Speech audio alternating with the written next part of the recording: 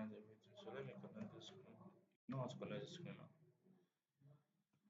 So, but something else, once you've connected it for once you've connected it once, no,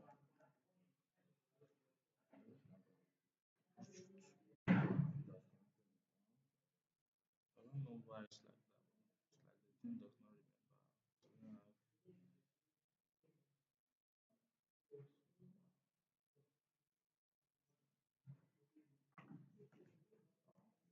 off it and wait for it to reset.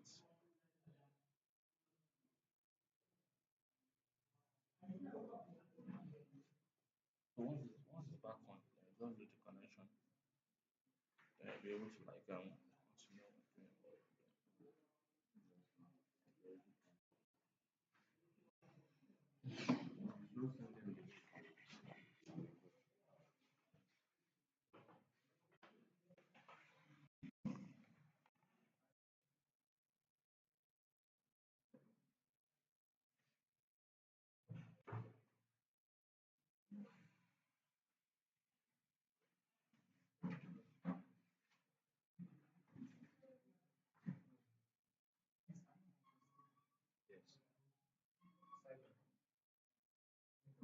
Which was front end? That's it. That's it.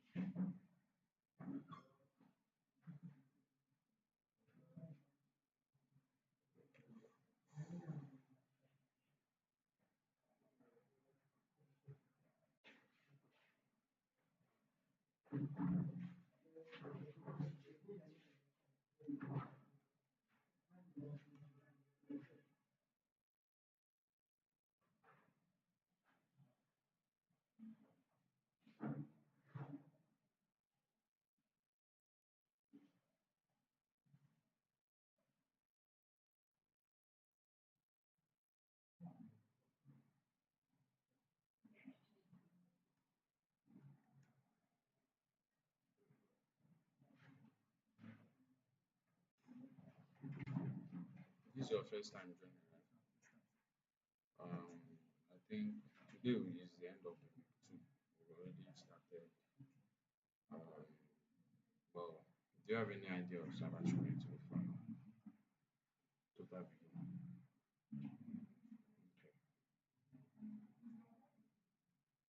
Alright.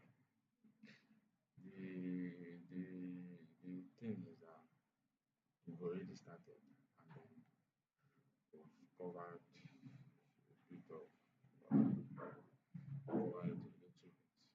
Then, but I will, what we do, we are not late. We are not late. So I will, well, don't worry, I will find out to do it so that you are not late because actually properly I just it was more of introductory part but which you needed the introductory part you needed it but you are not still late in the sense that from next week there is please mute your mic please.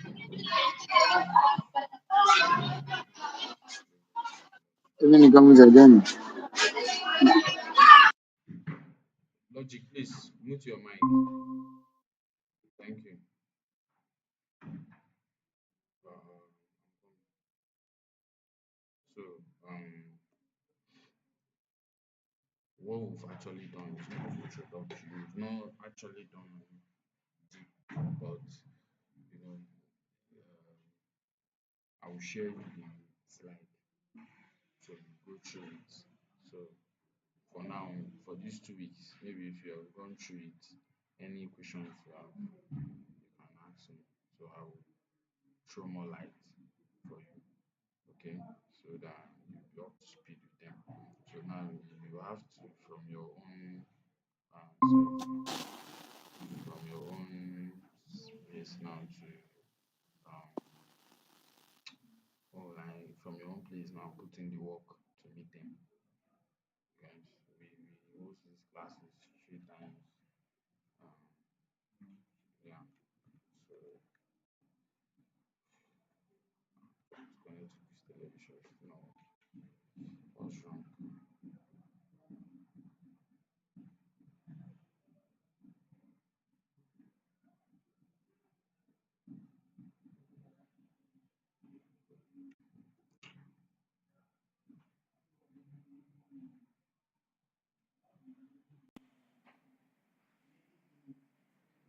So what made you want to learn cybersecurity?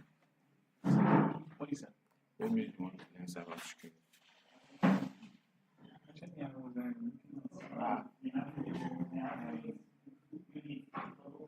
Okay. Huh? Sorry. Okay. you mean What yes, what made you want to the video is you don't know? there's a video is which I watched on Trailer First Point on YouTube. Okay. They mentioning about all this how do I Guy, this system is still connected to us. I'm tired. actually a lot of questions that I want to ask.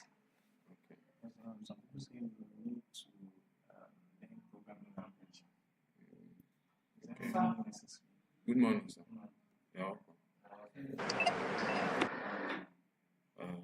Well, which class are you here from?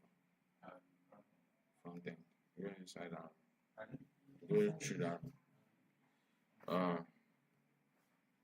Good morning, people on the online space. Sorry, I'm just trying to set up my system here. Sorry for the delay, please. Okay.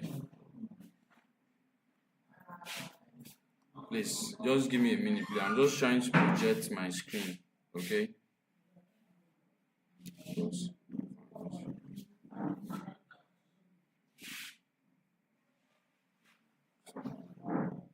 Hello, can you guys hear me? Yes, Let we can. Good me. morning. No, not a problem. All right. Thank you.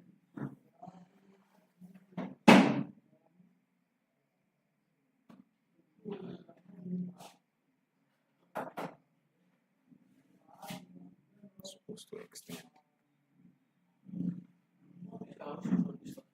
Huh?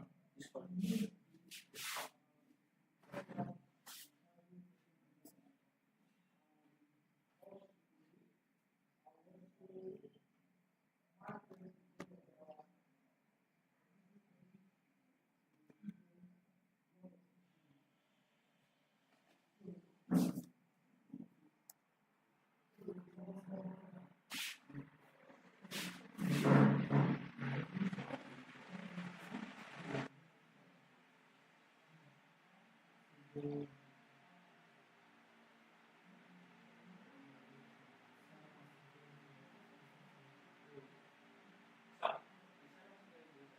no, it's not.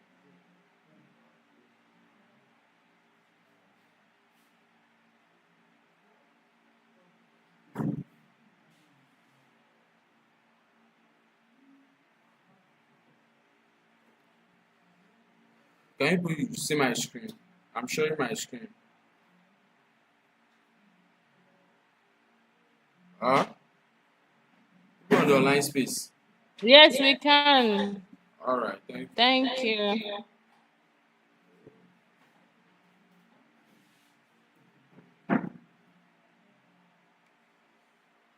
So, good morning, everyone. Um, so, today we are going to be talking more on behavioral approach to cybersecurity. Then we also like gain in touch with the ethics of ethical cybersecurity professionals. We see which laws are binding cybersecurity professionals and all that. So please, people on your online class, if it happens that you can't hear me, please you notify me, okay? So Yeah. um, I gave an assignment and only three people turned in their assignment. I don't know.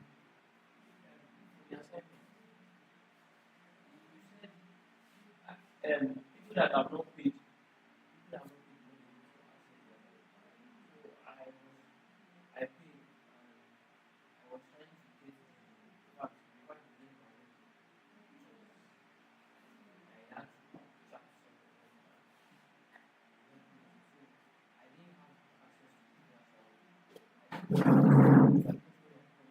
today, I'll be able to ask questions or know the important. You've done the assignment. I have not done it because I don't have access to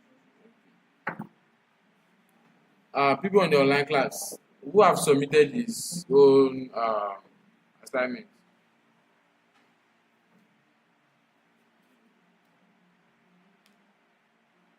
Nobody submitted.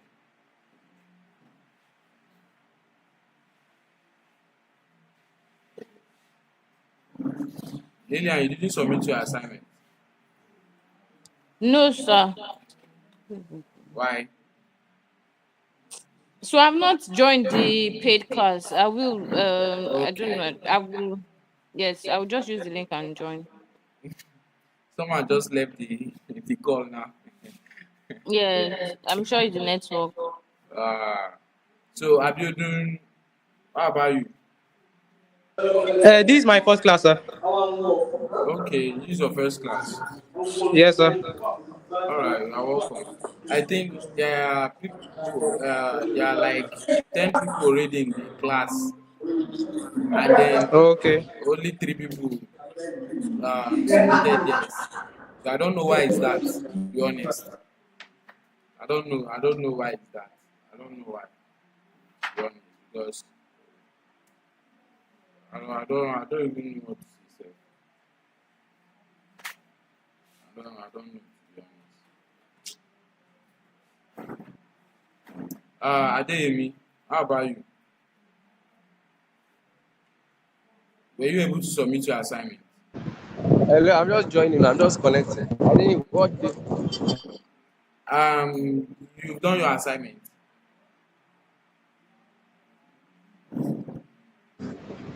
I'm yet to join that group. I'm planning to join it today. That group I say you send the assignment. All right. Uh, all right now.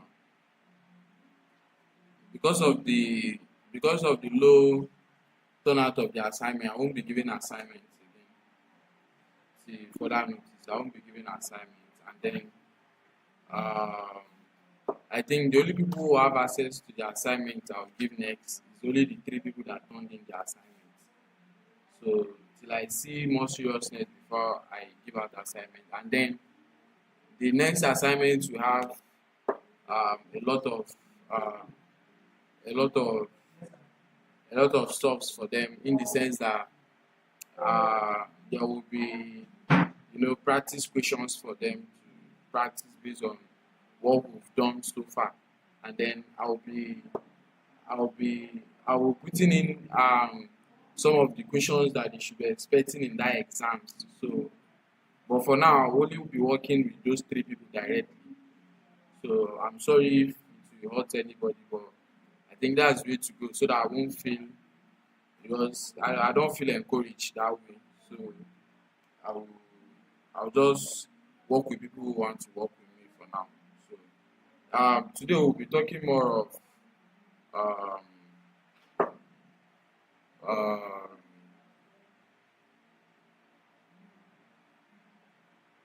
so from our last classes, any questions so far before I continue, before I start?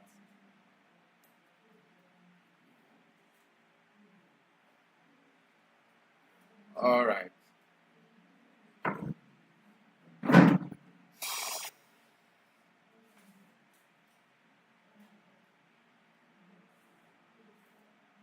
So behavior based security.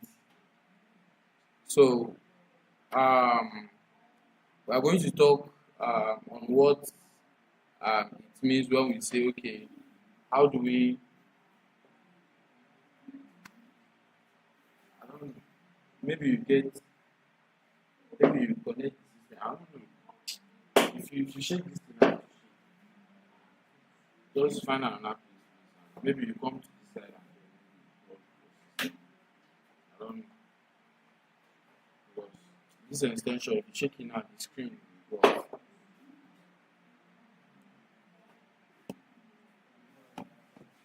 How are you? So, and who has been able to finish all the modules from module 1 to 3?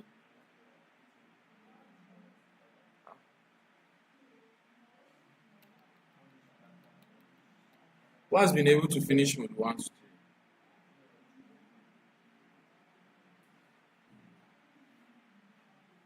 Nobody.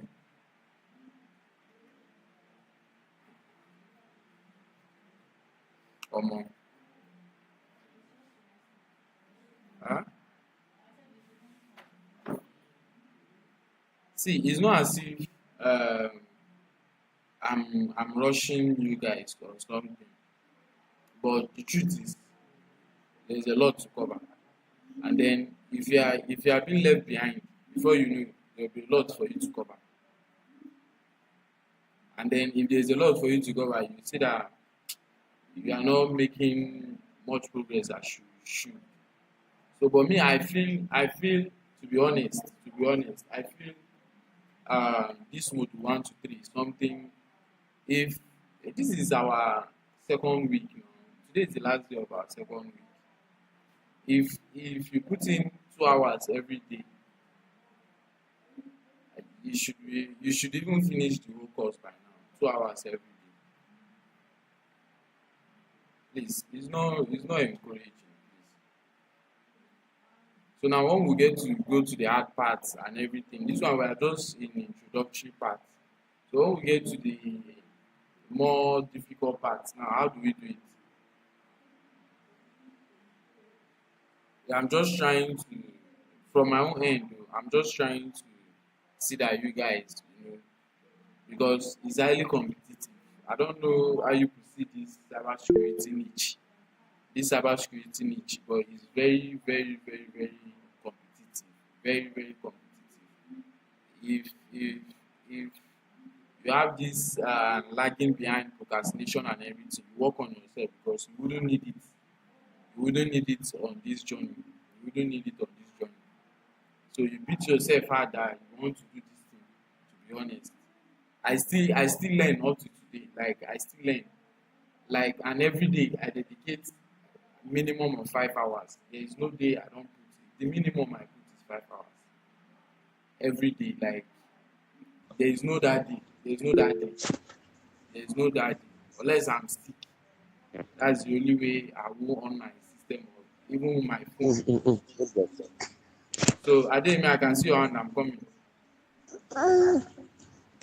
No, sorry. It I can hear you. Go on. was a mistake, sir. Sorry. It was a mistake, sir. All right. So I don't know why for introductory part and foundational knowledge, at least before starting the boot camp, I don't know what we told ourselves that we want. But I just want to charge us today. I just want to charge us today because yeah, we are competing with global talent. We are not just competing with people in Lagos, in Osogbo or anywhere. They are competing with global people. So there's vast knowledge to this thing. So if you don't start putting in the work and then making your body adjust, I know it's not easy.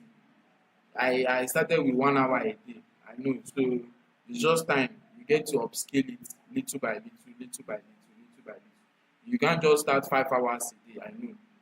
You start it from the least hours you have, 1 hour, you do it 2 hours. Before you know, 5, 6, 8 hours. My boss is here that I work with. I come every morning. I meet them on system. I go in the night.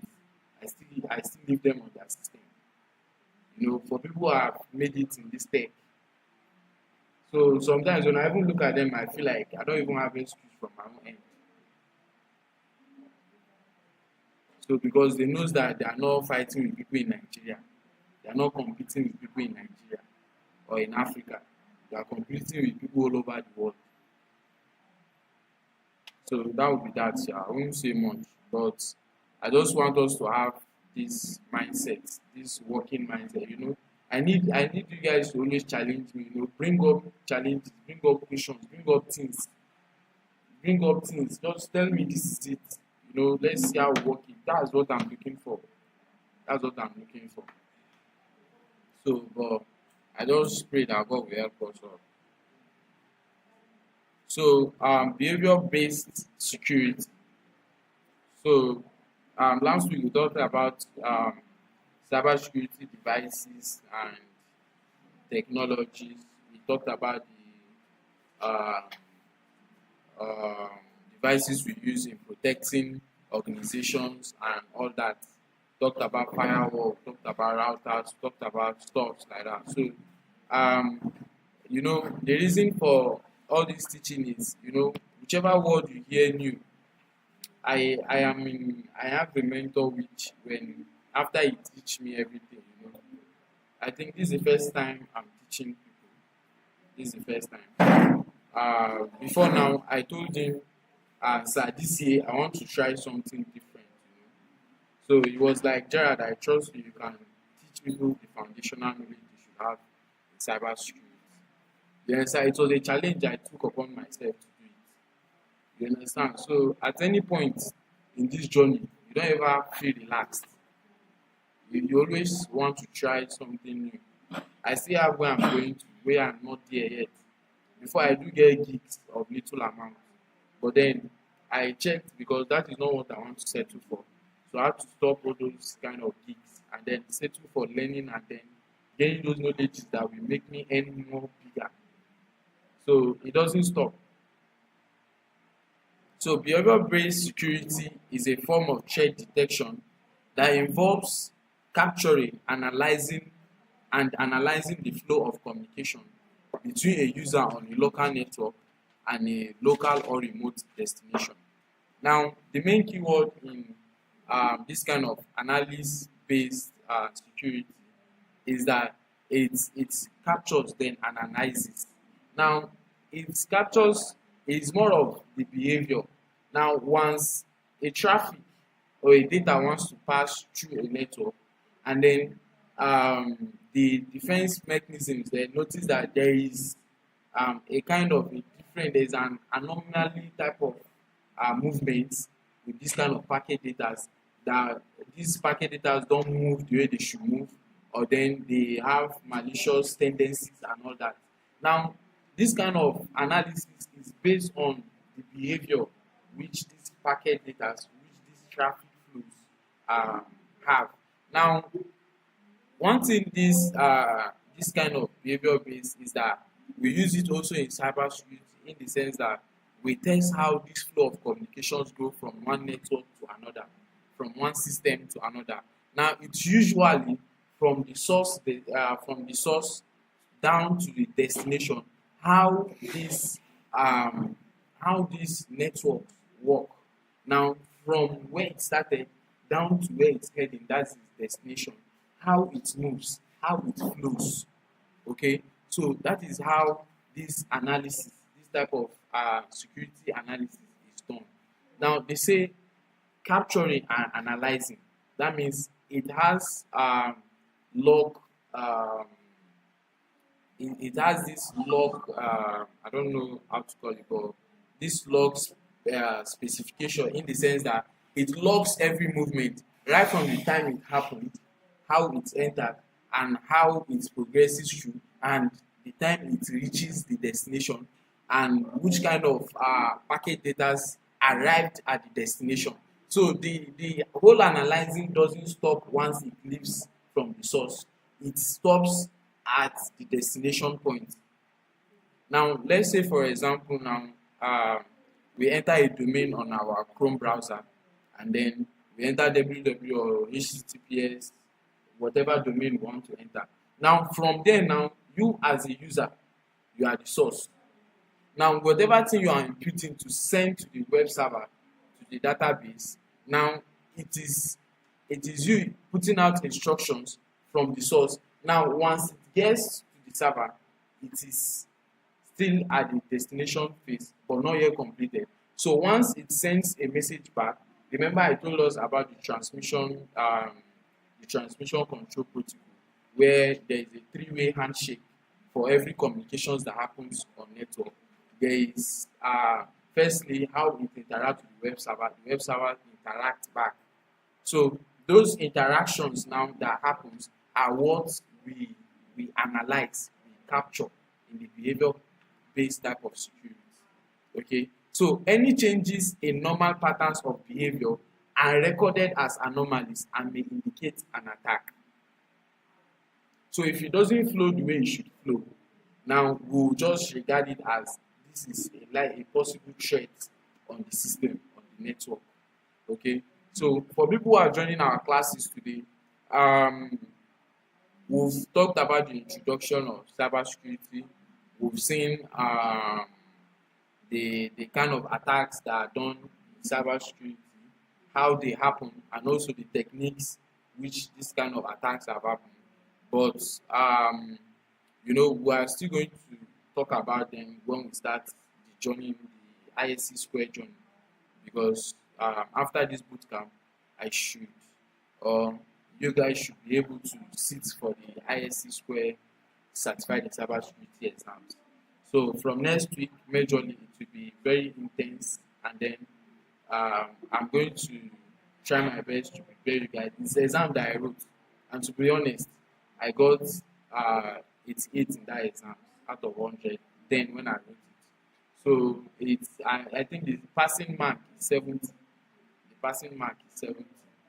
So whichever thing it is, I'll try my best, because I know there's resources I used that I read, so I've compiled from every resource I've got. For now, I've finished with only the module one. I've only been able to compile the lectures for the first module. I think that is security principles. So that is where we are going to start. But we are still going to start from, it will be like introduction to cybersecurity that we started, but then more in depth, more in depth. So for people who are joining us for the first time, you are not late. You can still catch up, but then you need to work more to catch up with people who have been here. Okay, so you get the resource and then you read through, and then whichever question you might have encountered, maybe any class we have, you write it down. Any class we have, you ask your question and we'll answer it together.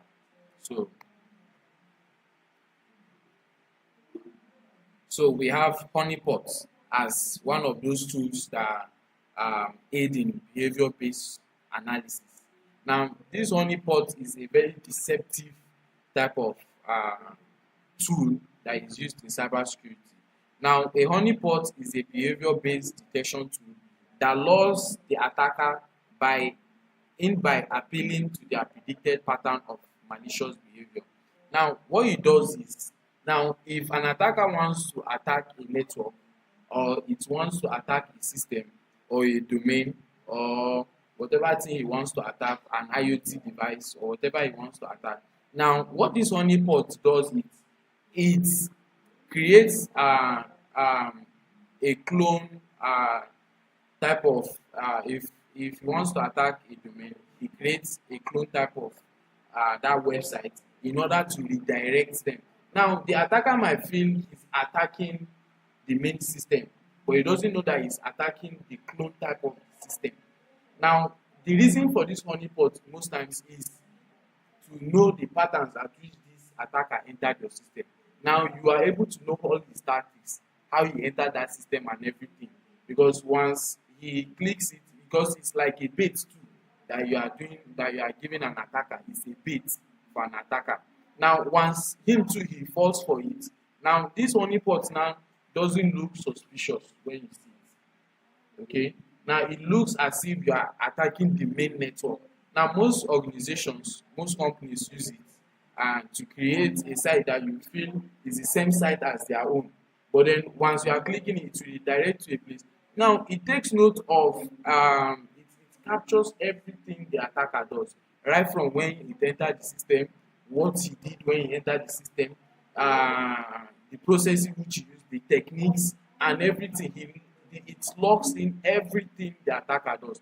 So one of the importance of this honeypot is that it helps you as a cybersecurity professional to know attack techniques that attackers use, because using so you know, okay, maybe if you've not known that kind of attack before, using this honeypot, you know, okay, they can use this place to attack this kind of thing. So in your risk assessment and your risk management policies, you will not include it and okay, this kind of attack has happened before. This is how to mitigate it. Then that is where risk mitigation comes in, right? Now, the very important thing about this honeypot is that it's it's it's it's it's like we as cybersecurity professionals now, we are putting in on a bait. It's like a fish hook when you go to a pond. You know, the fish feels like it's food it wants to get. Now, once it wants to eat it, now it captures it. So that is how this honeypot works. It's a very deceptive tool. Now they say once the attacker is inside the honeypot, the network administrator can capture, log, analyze their behavior so that they can build a better defense. Now that is the importance of this honeypot. Is so that after knowing all the processes, all the techniques, all the concepts which they use for this attack, you are able to know how to defend your organization much better. Now imagine that attacker had access to the real network, to the real traffic, to the real domain, to the real web server or anything. Now it will follow that the technique he used is what he's going to use for the original domain or whichever thing he wants to attack. So it is very important that these honeypots are put in place by organizations to help them build a more better defense mechanism, right? So The honeypot, you said it's kind of disguise or yeah, code. yeah. Does that mean that when hackers are trying to get into the company's server or database, Okay. does it mean that they won't have access to the main server? They get into the honeypot first. No, the thing is it redirects. Now once there is an honeypot, now there is CM tools. They monitor traffic flow. We are going to talk about them in this class. Now those CM tools, now once they notice an intrusion in that system, now the honeypot, once it notices an intrusion, the honeypot now takes the bait. Now it will be standing in front of, because it has this CM tools that detected that intrusion into the system. Now this honeypot now will be the one that you will have to click for it to redirect. You understand? So most of the times it uses that, okay, the network flow maybe through the bandwidth. There's a lot of bandwidth traffic ongoing in the network. Now, once it notices it, now it is an anomaly type of behavior that a site should not have a lot of this bandwidth. Now, the behavior now have changed in the sense that the network now is slowing down or is doing so. Once those CM tools are used to log and monitor traffic flow, right? Now, once it notices it, now this honeypot, the way they set it now is you put it closer to the CM tools that it redirects. Now, once it takes the bait, everything the attacker is doing, you will be seeing it as if he's attacking something. You understand? He's breaking down things, but he doesn't know that it redirected him to a fake network. You understand? I So, just want to understand it. So now it is like this system now. okay, The honeypot it is a protection over the system. okay, So that before someone can access this system, the person will encounter the honeypot when the CND tools detect any anomaly. So it is like a prototype that is made just similarly like this. So when they try to access it, they encounter that one first. so one thing about the this most some organizations don't use it because there's what we call foolproof. Foolproof means that there is no foolproof will say okay, there is a reliable and secure way of managing or securing a network or your computer. Remember, I always tell us that there is no that one secure way. So most of the times they might even bypass it, but then he has to take the bait. Now there is a user interaction for it. It is a kind of a tool that needs user interaction. He has to take the bait for it to work. So most of the times, if the attacker knows that um, there is this honeypot in place, now you might change his type of attack technique. Okay. Now it doesn't mean that you cannot bypass it.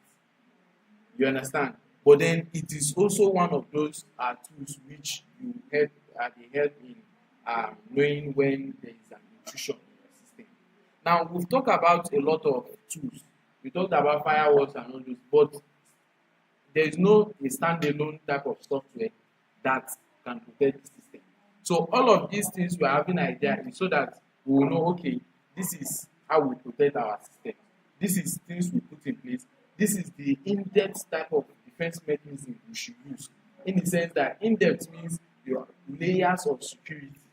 Now, in case the attacker bypasses one, there is another system for it to bypass. If he bypasses that one, there is another layer.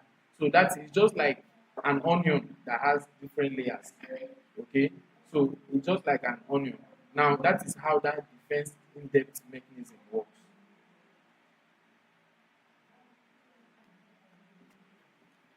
Now, so most times these honeypots, when there is a plural of them, it is called honey net. Okay, when there are more of them in the network, they are called honey net. You understand? It's like the plural of honeypot. It's called honey net. So in case you see honey net, it's still the same thing, but the plural of it. So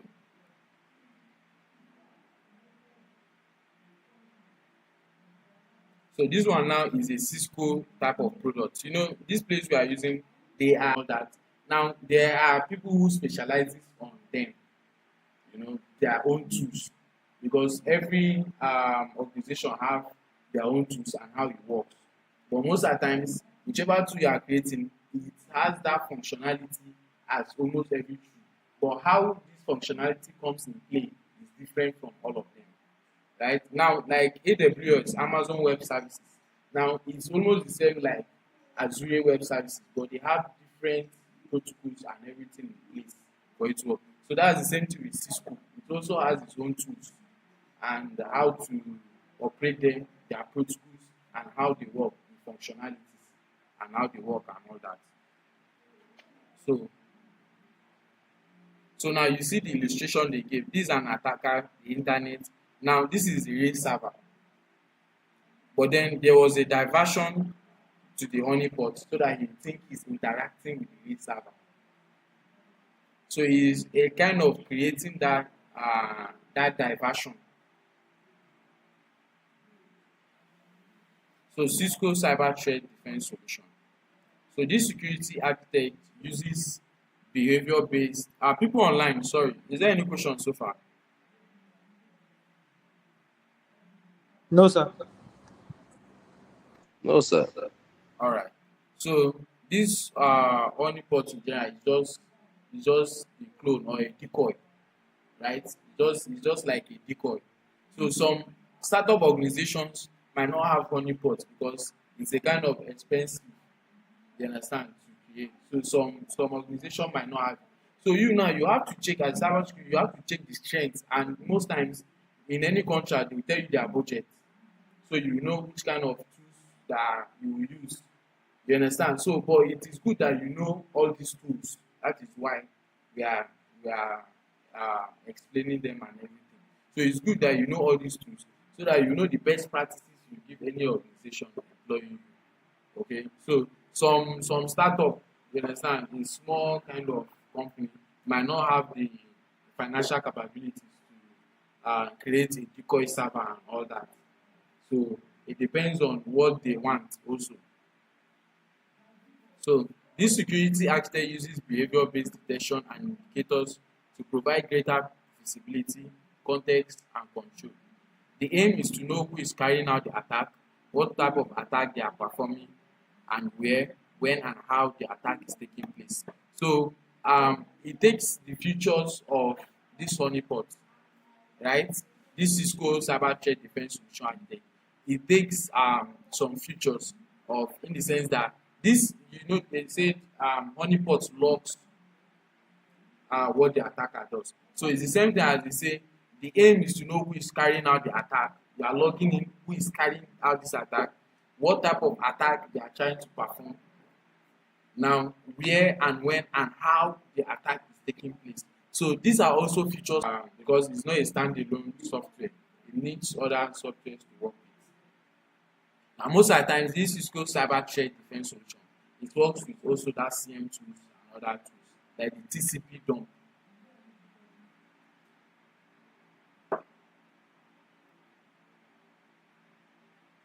So NetFlow. Who has heard of the word NetFlow before? So and this NetFlow too, it was developed by Cisco. This NetFlow is a Cisco product.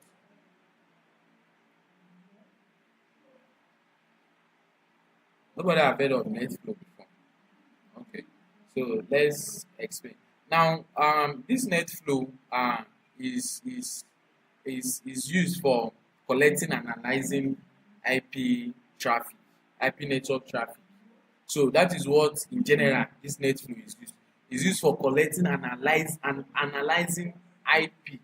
You understand? Network IP. Okay, so they say NetFlow technology is used to gather information about data flowing through a network, including who and what devices are in the network, and when and how users and devices access the network. Now, if you check why they are using to know when, how, and all that, they are behavior-based type of words. Okay. Now, how and when is a behavior, you understand, of how this attack happened. So remember, we are talking about behavior approach to securing this your computers, whatever it is you are securing. Now, it allows network administrators to monitor these traffic flows. Okay, now that is what NetFlow does. Now it helps network administrator knows, okay, how is this packet data moving.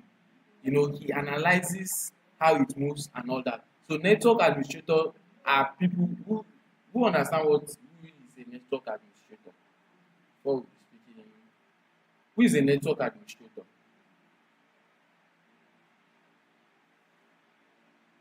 People on the online class. Who is a network administrator? So, to the best of my knowledge, it's someone that manages the network of an organization, right? Traffic and all, ensuring that the network of the organization is not being bypassed by intruders and all. That's the best of my understanding. All right. Thank you, Lillian. Okay, you want to say Yes. something? I think the network administrator is like the person who is in charge of the company's network or who helps to monitor what goes on through the network in and out. Okay. You all have said it well. So, um, a network administrator is one who is responsible for maintaining, troubleshooting, and analyzing uh, an organization network. Okay, so that is who a network administrator is. So what this netflow does, it helps these network administrators to monitor this traffic flow and also understand how data move across the network, right? So that is the importance of this NetFlow tool. Okay, so NetFlow is an important component in behavior-based detection and analysis. Switches, routers, and firewalls equipped with NetFlow can report information about data entering, leaving, and traveling through the network. Now, you see that this NetFlow doesn't just is not a standalone type of device. It works with the switches, it is equipped with the switches, routers, firewall, and all that. Now, one thing with it's one thing with this NetFlow is it has this deep packet inspection, in the sense that it inspects the source IP address, the destination's IP address, then the source and destination port where uh, the traffic started. Now, the source IP address, that is, remember we said the DHCP, that is the Dynamic Host Configuration Protocol, assigns temporary IP devices to networks, right? Now, once you log in a domain, that domain has a temporary IP address to it.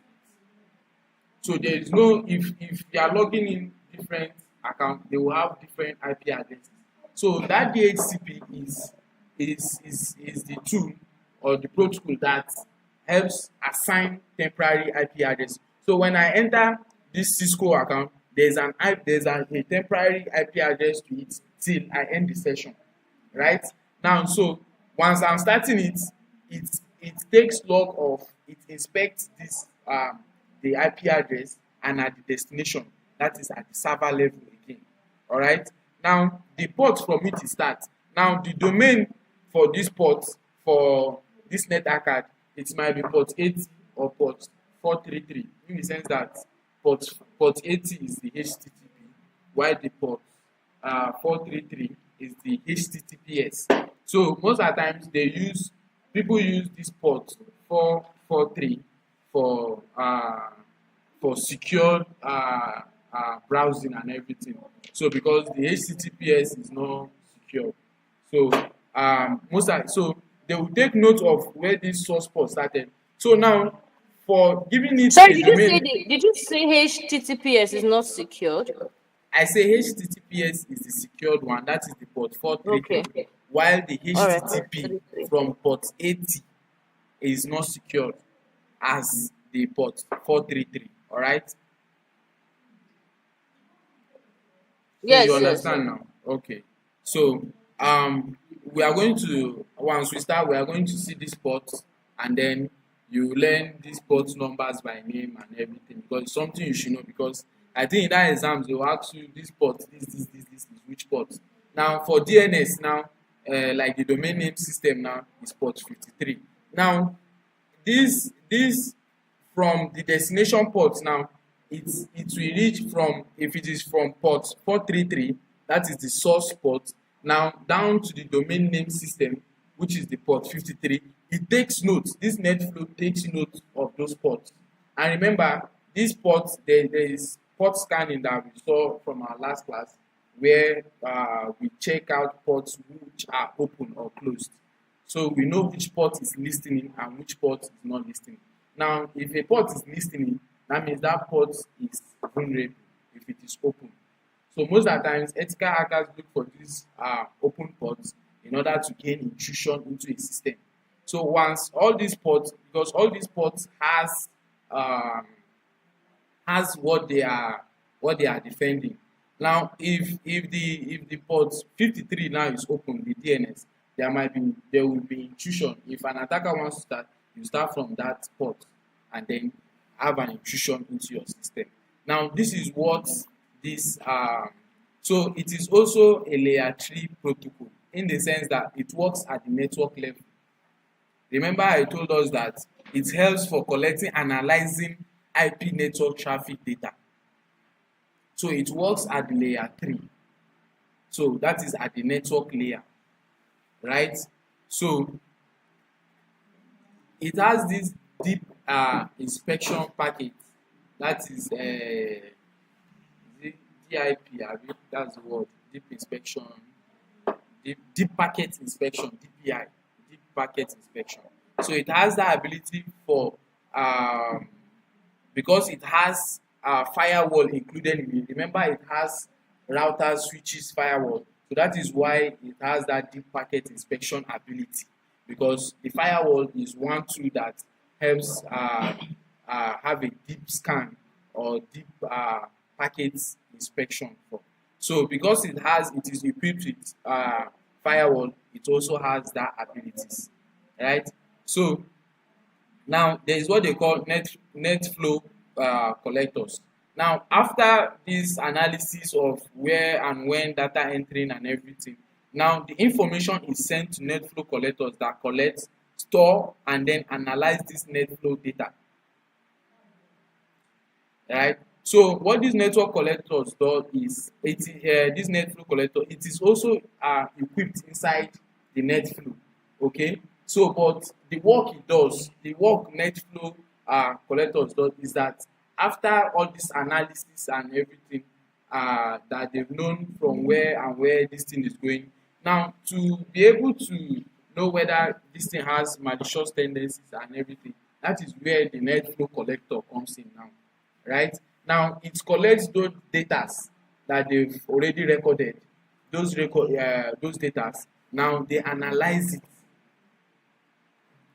Now that is where now your intrusion detection or your intrusion prevention system will now come in, because they've noticed this anomaly. Now it will help prevent this kind of attacks, right? So any question on this net flow before I go on?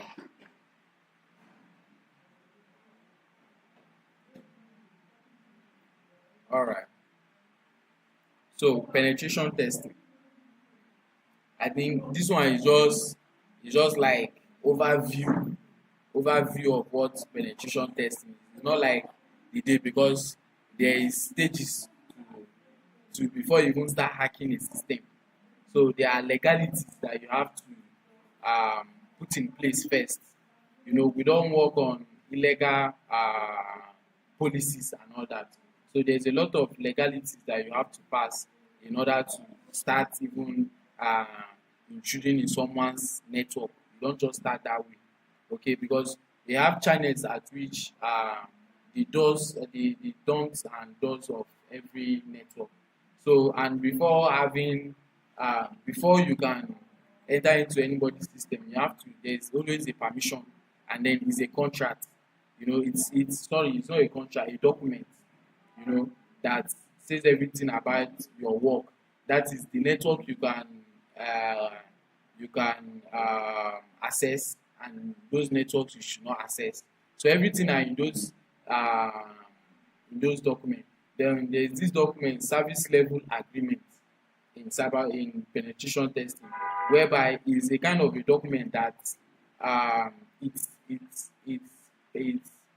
the whole thing in the document is performance based document in the sense that um, how the performance of your work, and then how many times you want to work on the system, the time, the duration, because some penetration testing you cannot do them during work hours. You understand? So there are all those things are included in those documents.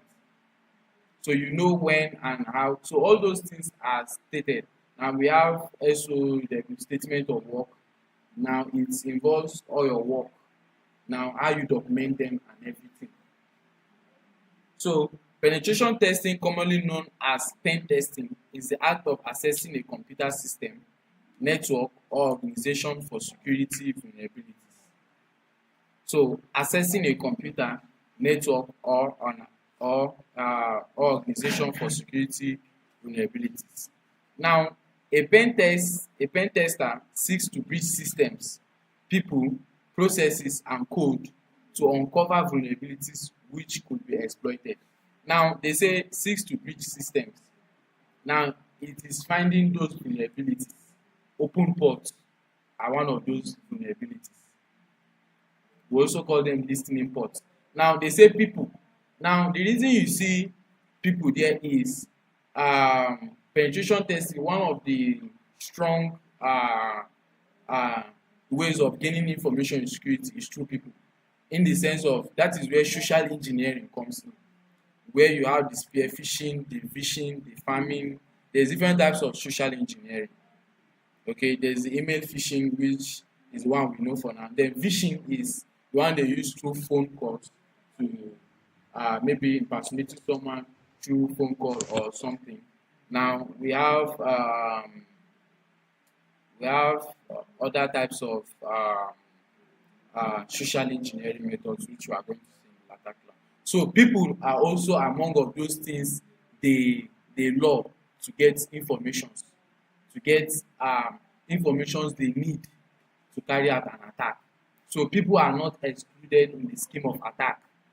They are not excluded because remember we said the weakest link in protecting any device is the human factor. So we as humans, we are the weakest security part of the security of protecting any network or of an organization. So processes and code like the SQL injection, whereby they create fake redirections in domains just for them to lure you, gain information about your network.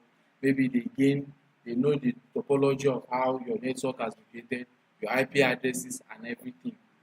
Okay, so to uncover vulnerabilities. Remember we say vulnerabilities are weaknesses, right? So what they want to do is now where this pen testing is different from people who attack our system is that a pen tester does his work in order to tell a company, okay, there is these vulnerabilities are found. Now the difference is that an attacker wants to compromise it for his own personal gain or something. But then you now as an ethical pen tester or ethical hacker now, what you do is you report to the appropriate channel, to the appropriate stakeholders, right? Now you don't just report it to anybody. Now you telling them now is so that they will create a better defense, a better security defense for that network which you find out vulnerabilities. But then a black hat hacker now will use it, will compromise the system to harm it, breach it anyhow he wants.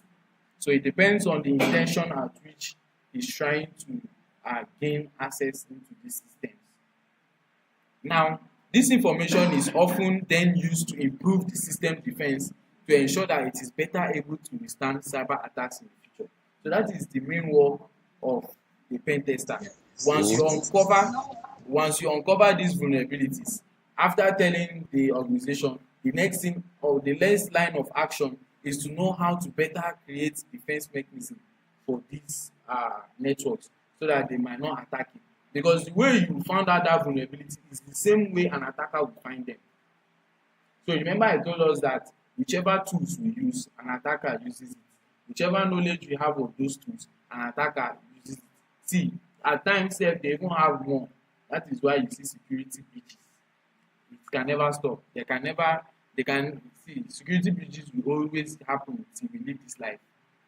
There will always be security breach. Now, but you as a cyber security professional now, you put in these best security practices you feel in order to defend these networks, right? Because even these attackers create tools which you don't know of. They will create a tool that you don't know of just to find a way to attack a system. It happens.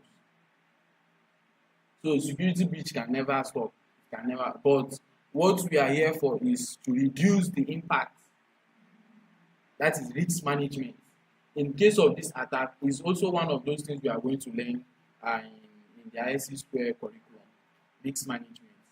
Now is not to stop an attack, but how to manage it, reduce the risks and impact which it will have in an organization in case if an attack happens. So we are going to see all that. So, but it's just like police and thief type of fields. That is where we are. You understand? The police is always, but there's still robbery, there's still theft, there's still criminal activities going on. But then the police try to reduce it, right? So that is our difference with them, and that is how our work is. We try to reduce these security breaches, because imagine now if there was no a better defense mechanisms, a lot of breaches will be happening now. But then it has been reduced drastically because of these defense mechanisms that organizations adopt. So the listed steps, that is it's just because of its introductory class. That is why they listed these ones, but there are more. So steps on pen test process. Okay.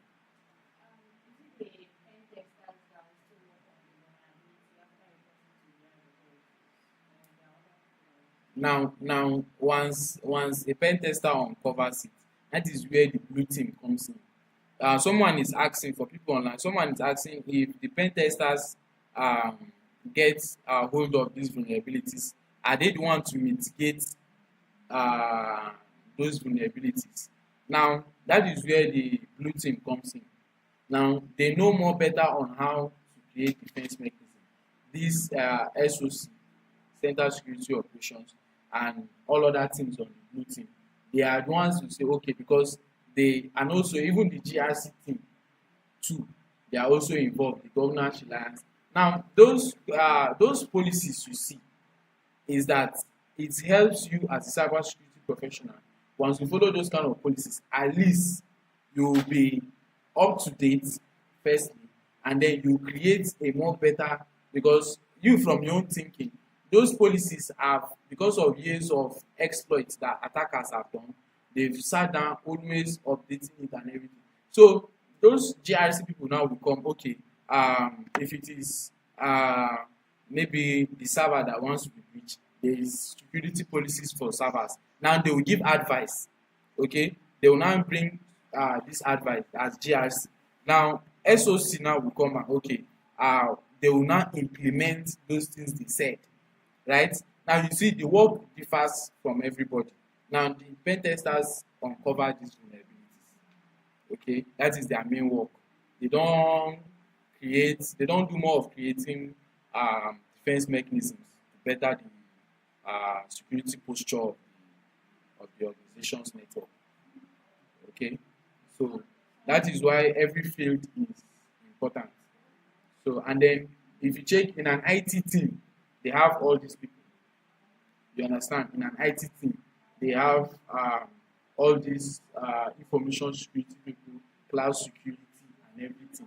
So that in case of any breach in anywhere, this is your specialty. You can give best recommendations and best security practices for it. Now, if it happens that this security breach happened because of a cloud server that was breached, now you as a cloud security professional now, what you do is you bring out best mitigation processes that are involved in this, and then you give them best advice. Now, after, it's just like you giving advice, there's always a go ahead from key stakeholders in the company. It's not just that you just stand up and then do things your own way. There is always an approval process for everything you want to do. So that is why this IT team, there is no monopoly of decision. Okay, in the sense that no one person has that monopoly of taking a decision on his own and then executing it. It has to go through formal processes. So cybersecurity works with formal processes. You don't just stand up and do things your own way. Those policies and everything you must adhere to. That is why there's compliance inside that thing. It's not just having those policies there written down. Maybe you want to or you will not want to use it. No, it is an obligation. You must have to comply with those standards. They are standards that have been set. Okay, so I think any question? Okay. Yes, pen testers are the red teamers. Yeah, ethical hackers, pen testers, they are into red team.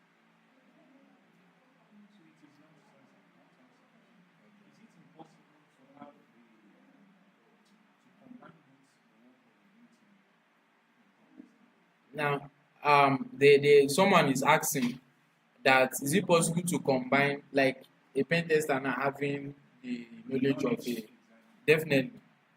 Now, but there's this workload that you usually don't want to have one person doing something because once you are working there might be oversight, something you might not have noticed, right? That is why there is always that you don't have that monopoly of decision for whatever you want to do because what you feel is best might not be best, right? So you because you even attacking, say you being a pen tester, you have defense knowledge. You cannot be an attacker without having defense knowledge. It's not possible. You understand? So you have the knowledge, but then executing those plans, you need other teams. Now, most times, cybersecurity it works in teams. Okay, it doesn't. You hardly work alone. You hardly work alone. So one of the abilities you should have even a cybersecurity professional is ability to work in a team, teamwork. You understand? So because only one person protecting a world, bro, things will scatter. You understand? Things will not go well. There's assurance for it. There's no how you know it. You understand? So this IT team is a collection of all these people. You understand? To help protect these organizations, networks as a whole. Now, so the first stage, planning. Now, the pen testers gathers as much information as possible about the target system or network, its potential vulnerability, and exploits to use against it. This involving conducting passive or active reconnaissance and vulnerability research. Now, this active and passive reconnaissance is just information gathering in penetration testing. Now, this passive and active, I explained in the last class. I said this passive or active reconnaissance is that there are differences. One makes shouts when you are in the system, one is quiet. Now, this passive, now it doesn't give you detailed things you need to know about a network when you are when there's an intrusion into that system. Now, in the sense that it doesn't do deep scanning. Now, it is the kind of scanning passive does is stealth type of scanning, in the sense that it is quiet. Now, because it doesn't go deeper into the network, that is why it is quiet. You don't even know that that kind of scanning happens, right? Now, it usually just takes now this active reconnaissance is one that does more, in the sense that it captures, it wants to know everything, ports that are open, IP address, everything about that system. So there are things that once you want to know about them, there must be a log review that you enter this place. You understand? So that is why it shouts. That is why I say it shouts. You understand? It creates this awareness that somebody is trying to scanning through our network. So, but which all of them are used for information gathering. Remember, you cannot just start attacking without knowing what you want to attack. So you have to gather information about this system. Now, this information you are finding is just to find the vulnerability, the weakness in that system, so that to exploit it. Now, the whole thing of penetration testing is finding those vulnerability. Now, in an attacker's mind now, is finding this vulnerability and also exploiting it. Now, most of the time, you will be given a job in a company to perform a penetration testing. Um, Now they are giving you access now into their system network, whereby you'll be told what to check for vulnerabilities in those systems and everything.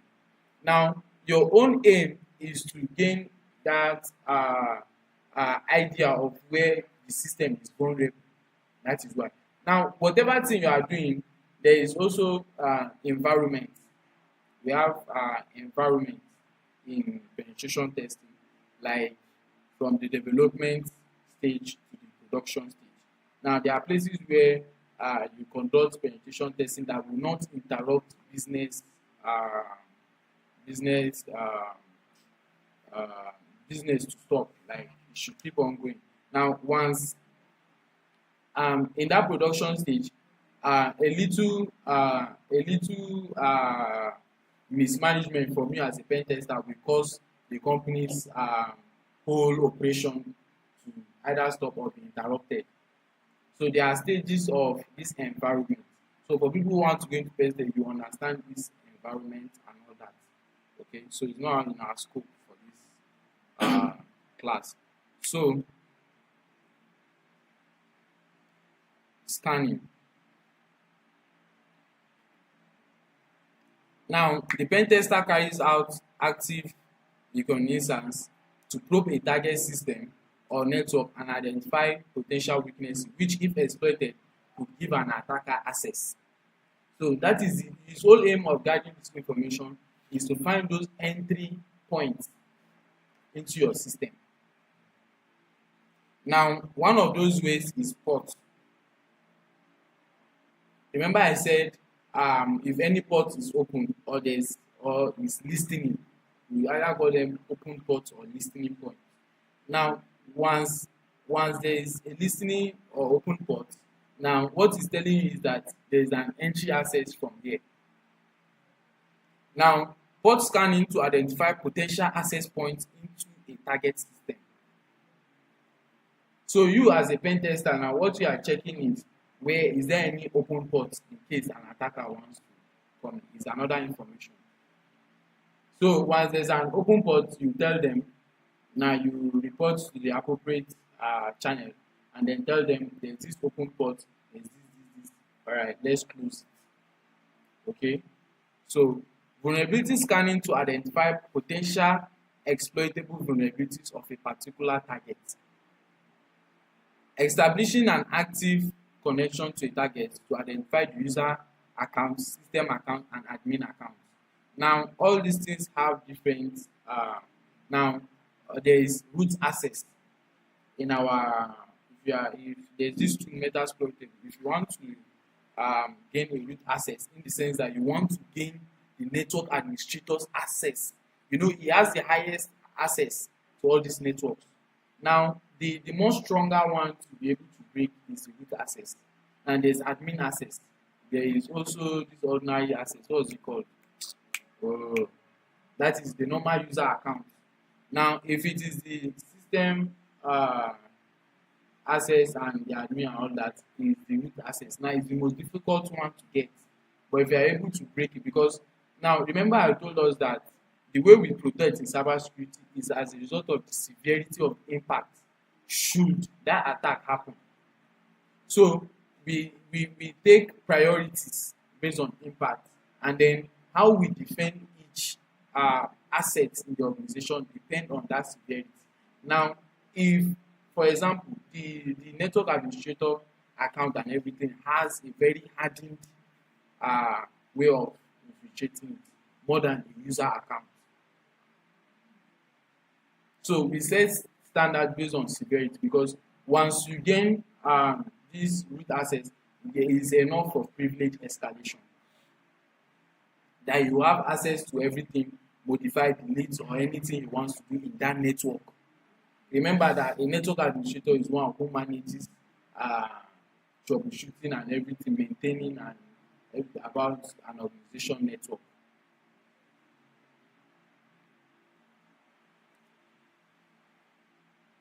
So gaining access. The pen tester will attempt to gain access to a target system and sniff network traffic using various methods to exploit the system, including launching an exploit with a payload onto the system. Who can remember us what we said is a payload? Go on the online class. What is what?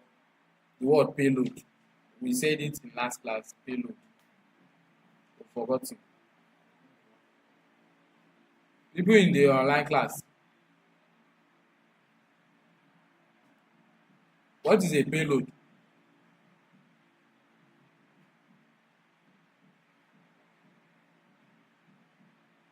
Aisha is your name. Aisha.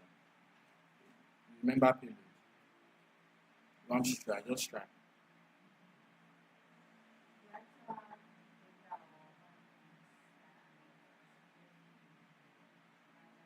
Sorry, I cannot hear you. No, it's the actual.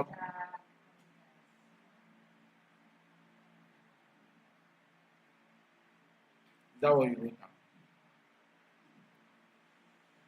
now? Umotosho, you were here the day I talked about payload.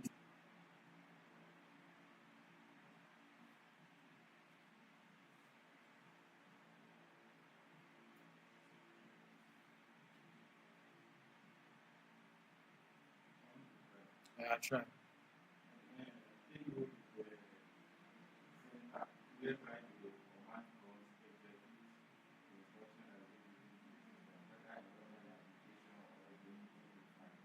Thank you very much. Tried well. Aisha, is it related to what you said? Can you come again? Can you come again?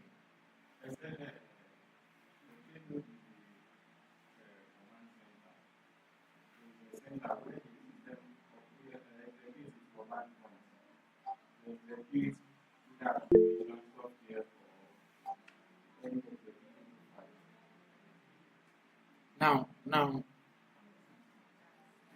don't you say that. Okay, okay,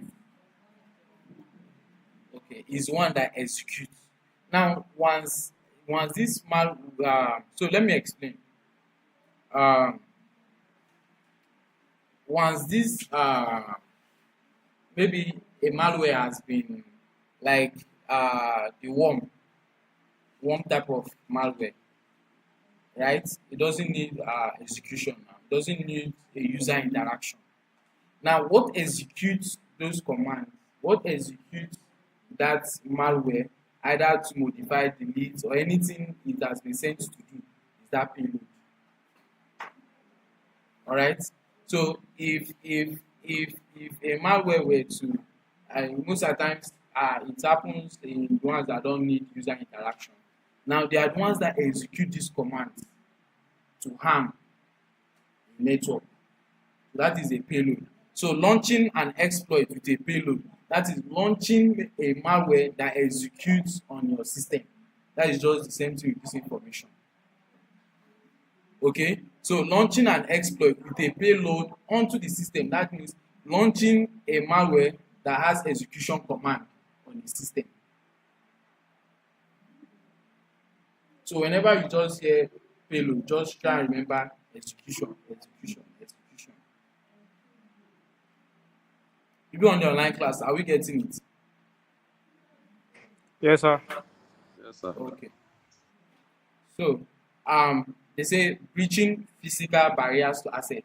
Remember I told us that in as much as we are protecting the cyberspace, we also have physical policies to best protect our physical surroundings and everything. Now breaching physical barriers. Now he might want to go into our data center. Okay, now maybe using his USB or whatever it is to put in a malware or to extract information, all that. So how do we protect? So we have all these physical uh, security protections that they put in place. Like I gave example of this kind of doors that banks use. That they call them man trap. No, formerly it was man trap, but now is they call it vestibles, right? Now they also call them turnstiles. They call them turnstiles. Now what they does is they prevent there is two types of going into uh, an organization, either by piggybacking or tailgating. Remember, we did tailgating when we talked earlier. So but let me explain. Now the difference is that two of them happens that two of them are almost similar but different. Now, piggybacking is the acts where um, an authorized user is being followed by an unauthorized personnel into an organization with the consent of the authorized person. It must happen with the consent. So, but delegating now is this authorized person now having no idea that this unauthorized person is following him at the back to follow through his access to enter into the system. So one happens with consent and the other one without consent. So that's the difference between piggybacking and tailgating in the physical. We are going to talk more about all those things when we get to yes, there is physical security policies and all that. So you see that one of those important things is protecting the physical assets. So you create those barriers to deter these attackers. Sometimes the reason, okay, have you ever thought that if you go to banks, in front of banks or some kind of organizations, you cannot snap in front and all that? You know, you cannot just go to a bank and start posting and then snapping and all those things. Those are physical security policies they put. Because someone might be snapping picture, but then he's trying to see, okay, how many cameras are there? If I follow through here, how will I follow? You understand? So you might use it. You now you might just be disguising as if you are taking pictures. You understand? But then you are taking note of the environment and all that. So these security policy documents, they will help you know things to put in place in order to physically protect uh, those systems. Now, in case of fire, how do you protect these data centers and everything? All those things are contained in physical documents, in physical security documents. Now, that is where maybe you have fire suppression systems. Now, once there's an outbreak, it notices smoke, it takes charge immediately, and then water in that place start flowing. You understand? To prevent fire. You understand? So you know about all these stuff to put in place. So all these CCTV surveillance and everything, they are among, okay, fence, perimeter security and all that. They are baselines. They are security baselines for physical mechanisms, defense mechanisms. So exploiting website vulnerabilities in domains. Now imagine in this 2025, your company is using an HTTP type of domain. You understand? A lot will go in, a lot, because the communication, what HTTPS does, it creates a secure communication tunnel for domains. Okay? Now, these communications will reach to the destination without being altered, without being intercepted. So that is where it adds a more security layer than the normal HTTP. So, and then it's in this CIA triad, the confidentiality, integrity, and availability. Now, what this encryption tunnel activates is the confidentiality and also integrity, in the sense that for confidentiality, unauthorized person will not have access to these files. Integrity is that this file has not been modified or altered. So you see, it upholds those two foundations of security. So whatever we are doing, you see those three words, those availability, confidentiality, and integrity. You check of all these things, how does this thing affect each of these components? Now, availability should always be a priority in the sense that at all times, let there be an uptime. Let every business procedures go on as usual. There should not be a downtime. So even in case of a cyber attack, how do you create these things? Now, we have incident response and then disaster recovery policies. Now, those are documents that cybersecurity professionals should know, which we are going to talk about. So we have a lot of documents to see what are inside and all that. So like configuration management and all that. So exploiting software and hardware vulnerability or misconfigurations. Remember, I told you a simple way that you not set it. You know, I told you that all these softwares will be given to you. You are the one now to. Remember, I showed us example of the application I wanted to download. That it showed a virus detected. Now, when I disabled it, I was able to download those software. Now, the reason was I've already set it that if you notice this kind of intrusion, stop that kind of download. Now, there is some attacks that go on when you download files. So, because of the software I was trying to download had malicious tools inside, but they are legit. You understand? Which it was the metasploitable tool. Now, it is a legit site, but then because it has tendencies of it has malicious softwares in the sense that there are tools inside that are used for vulnerability scanning. You understand? So it will flag it off.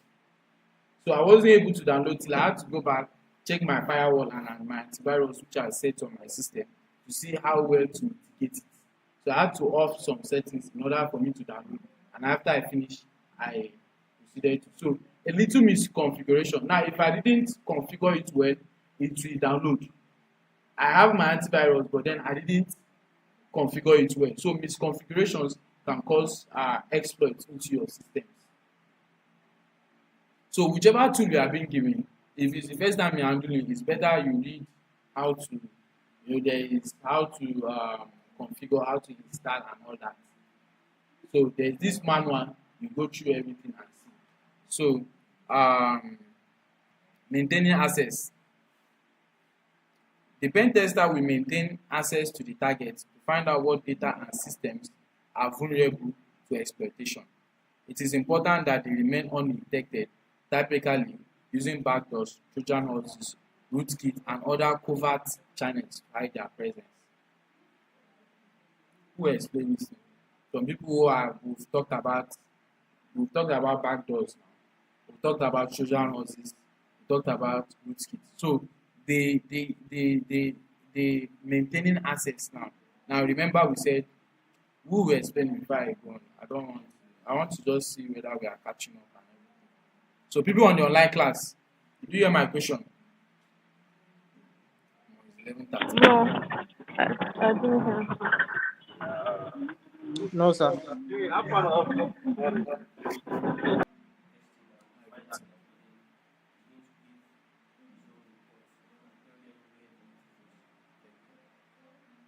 You have something. So in this case, it means that when the ethical and pen tester is trying to check for the vulnerability of the system, it's going to gain access to the system and maintain the access using all the tools that attackers can use, such as the one mentioned as backdoor, that is gaining unauthorized access. It does not require using the password or the security measure of the company to access their system. And the backdoor is going to remain on their system even without them noticing the presence of such person in their system. Enter at any time and go out to check for whatever they want to do. Then Trojan not can use that tool as well. You enter their system, present it like something that is useful to them, or to cover the back door that is using to enter their system. So that even if they notice that, they will not know that it's something that is affecting them or that can cause harm to their system. Then you can still use the rootkit to discover all the malicious software that is using, so that whenever they are scanning their system, it's not going to solve it. Like there's something that is working on the ground on their system. So until it finishes all that you want to do on the system. I'm glad, serious. I'm glad that we are getting this understanding. That is the main. Now, remember, as a pen tester, the whole way of the way you are thinking is how an attacker thinks.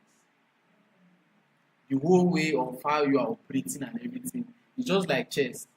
You are defending, but then you are thinking of how they will attack you. So it's just more like chess. So that is how penetration testing is. You are defending at the same time knowing attack techniques and now if it happens that this pen tester now has gained uh, access and then he's maintaining using all these softwares, now it is him now documenting it after everything and telling them, okay, I can maintain access using these places because I've been able to create a backdoor in this network, and then I can stay and then be harming the system, coming in whenever I want and all that.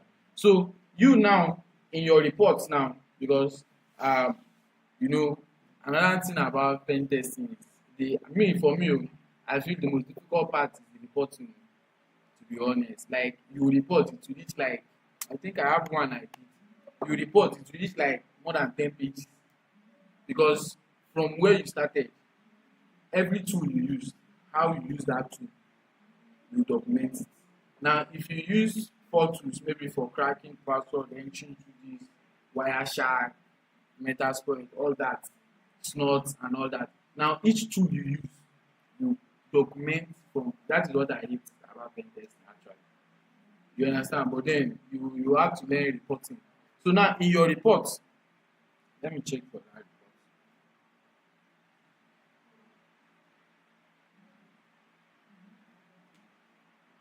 Now, in your reports now, what you do is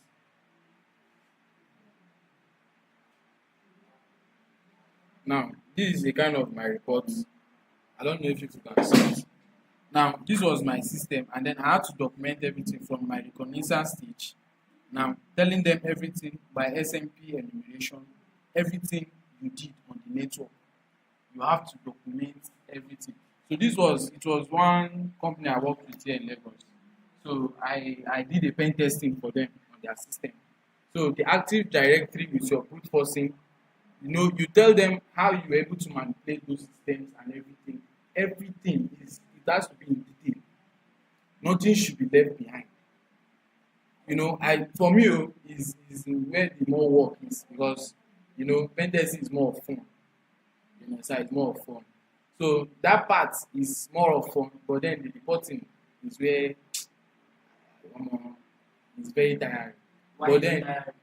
the reason is, everything you do now, you have to go by right. Like me, I don't like who those kind of, you understand? Personally, no, it's me personally. You understand? Some people find it very easy. You understand? But for me, for now, I don't know, maybe later I will love it. But you still have to do it whether you love it or you don't love it. Because that is where you are telling them everything that happened. So what they will do is maybe the network administrator now will go through it. You understand? You read it. So what you are doing is you are trying for him to gain best understanding of his networks. You understand? And the vulnerabilities you found and everything. You understand? So I think we're a team of 3 of us that did this pen testing, but it was not only me. You understand? So we had to do different reports. Then before we now, because some things were missing from my report. So you understand? This person has figured it out, he has it in his report. So that is why most times working alone, you not actually like there are some things you might overlook, which you are not supposed to overlook, and that will cause the breach, that will cause the harm. You understand? So in your reports now, you state, okay, you were able to hide in this place for this so time and this so time. I was able to do this, I was able to do this, I was able to do this. So you now you are putting that you remain undetected using these tools.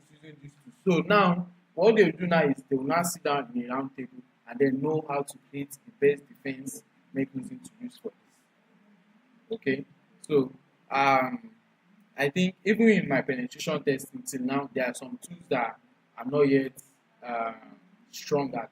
In the sense that I need some, like I'm not good at Linux, the programming language that I need. So I'm still on the learning. So you see that I still have some tools that I still have to be learning every day to know very well, because there are some tools that scatter the whole network. Just small thing just scatter everything. So you always have to be careful of how you go into a system. Always. You understand? So that is the whole point of you gaining information at first. That is the reconnaissance stage. You understand? Finding information, information gathering and everything. So that is the importance, so that you don't go and break a system. So analysis and report. So the pen tester will provide feedback via a report that recommends updates to products, policies and training to improve an organization report. So because of, remember I told you that as a pen tester, you are an attacker, so you also have to have defense knowledge. So defense knowledge deals with all these policies, training and updates. You have to know it is the defending part. You understand? But then now you are giving them suggestion, this is it, this is it. Now the other things you have to have that knowledge too. You understand? So the other people now, because it is their core, they will not elaborate more on updates to products. They will not elaborate it more. Now policies, they will now bring out policies that involves this place that you found vulnerabilities. In more detail now than you. You understand? So that is why after every report, you have to make it in detail, so that any person that is reading it will understand what needs to be done to those networks, right? So then training to improve. I think these are all administrative policies, because remember, whether you are a pen tester, whichever specialty you are, you always give this cyber security awareness training. You always do it. I think when I came to Oshobo, I think I've gone to like 4 schools, including Uni Oshun here, just to give cybersecurity awareness training. Just update people on safety digital ways of doing on internet, telling them about digital footprint, effects of having bad digital. You understand? You just give them, now digital training. Now this cybersecurity, it depends on who you are giving. I cannot go to secondary school student now and be telling them like this kind. I might tell them, okay, email phishing, SMS phishing. In case they get a text message from someone who is doing to fraud, okay, send me this, or you want this. You understand? I can be to now going deeper is not for them. Now, your own IT team, you can also give them security awareness. Now you know that they know all the basics. Now you hit the point on what you want. So your security training or awareness training should be based on people who you are giving that training to. The scope should be based on people who you are giving that training to. So impact reduction. Now remember I told us that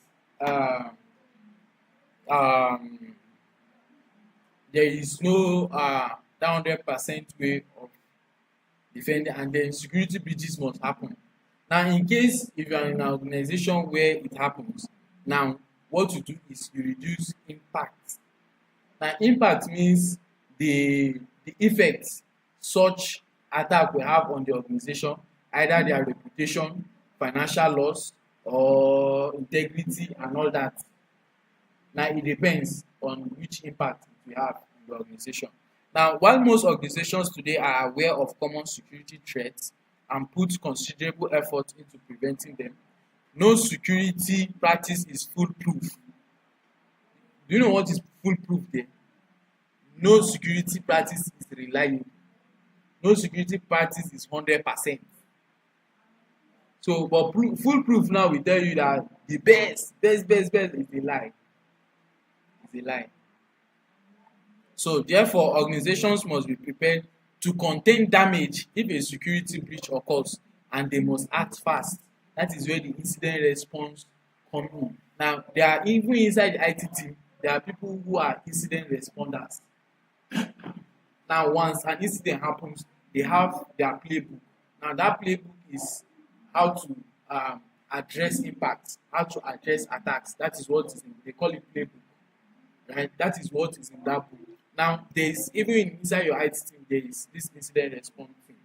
Now, as it is happening, they are taking charge. This one is handling this one, just to mitigate it, reduce it before it escalates more.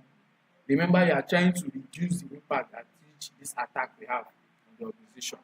Now, communicate the issue. Now, communicate creates transparency, which is critical in this type of situation. Internally, all employees should be informed and a clear call to action communicated. Now, maybe when you are watching film, you will be like, you hear code zero, code zero. Now, to them now is there is a breach. You understand? Now, it's like telling other people that this is it. Oh. Now, everybody, because now this incident response team and all that in the IT team. Now, what they do is there is always inside that playbook, there is different type of attacks and attack mitigation. You understand? And then in that incident response team, there are people who are into different ones. You understand? Maybe communication. You understand? Now, maybe implementing security defense, there are people. Communication is one big thing in cyber security. It's one big thing. So don't even play with it. You understand? So once it's happening, you tell. If even if a security breach happens as a result of your own mistake, you tell them. The first thing you should do, never lie. You tell them. Now, the reason you are telling them is they've known that okay, it's you. Now you now not telling them, you are suffering them in the sense that they will go and start investigating everywhere. Instead of they should just come straight to this place and defend. You just allow after maybe they've mitigated that attack. Now they will now come back to you. Maybe if it's a sanction, a fine, if it might lead you to prison. But the best thing is to tell them this fault came from me. This is so that the mitigation process will be more faster than allowing them trying to hold on to every aspect. Trying to check from every angle this attack happened. You are saving them time and also saving the organization from potential big breach. So essentially, all clients should be informed through direct communication and official announcement. So these are all communication processes. So in the form of a downtime maybe, and then maybe the application is vulnerable, you send a demo out to people. Please, at this time, this the application is going through maintenance and all this. So once it's available, so those are communication methods, right? So be sincere and accountable, respond to breach in an honest and genuine way, taking responsibility where the organization is at fault. Now, also, you as a cybersecurity professional, you are the first person at fault if any security breach to happen. Don't even look at anybody, whether it happens from you directly or not from you, you are the first point of fault. So you always take that fault. So that is why when you are defending, you put your all into defending that organization, because once any breach happens, you are the main person. Nobody will go and be looking at people in the production department because it was there it happened, or people in the finance department because that is where it happened. No, it's you first. So provide the details. Remember, cybersecurity works in details. Everything you are doing. See, I don't even know about these details very well. I was seeing it and I don't understand. It was when I've conducted some penetration testing, and then I remember when I first gave my first report, the man looked at it, it was 2 page. Yes, and the man looked at it and asked me, what is this? You understand? He was like, if you are not qualified, it was very, I was angry at that time because of me responding and everything, but nobody gives a damn about you. You understand? If you cannot do the work, they will just sack you. It's not a matter of there's no pity. Even you say if you are the network administrator and then this person is you stack him because it will cost you your job and then cost the company a lot. So there's no pity in cybersecurity. There's no pity. Hey Jonah, please allow me. I will do well another time. There's no that kind of thing. So you always have to be on your toes. So every information has to be in details. Now be open and explain why the breach took place and what information was compromised. Organizations are generally expected to take care of any client costs associated with identity theft services required as a result of security breach. And this one now is for PII, personally identifiable information. Now those information are of high importance to any organization. People's data. Now, once there is a theft of those data, a breach in those data, there's always a compensation for it. Now, you see, you are making the organization, because of this breach, there's a financial loss, in the sense that they have to settle all these people their data has been breached. It will cost millions. It depends. It will cost millions. Depends on how severe the data were breached. So you see. So find the cause. Okay. But here in Nigeria, a lot of times, company security system are used like this. Their data developed. It's Nigerian. But Search data breaches that leads to financial loss. You will be overwhelmed with thousands of information. Just search it on your browser now. You'll be overwhelmed by the amount of companies that have paid. Do you know that once you see your information where you are not supposed to see your information, you can sue that organization. You have that full right. See, there's nobody that should have access to your personal information except you give out that access to it, or except to give permission to it. what of those people that will call you, you have access to your card. When you are using the card for national, that will call you to send OTP. I think they get those information from either banks or maybe you shop online. We can't, totally say. You said either bank or from something like that. So if there's no proof that maybe it is from the bank, one cannot sue them. No, you suing somebody means you know what you are suing the person. Yes. You know You that. understand? Now, but in this case now, let us we have people that don't use card. Most especially the old people, they don't use card online.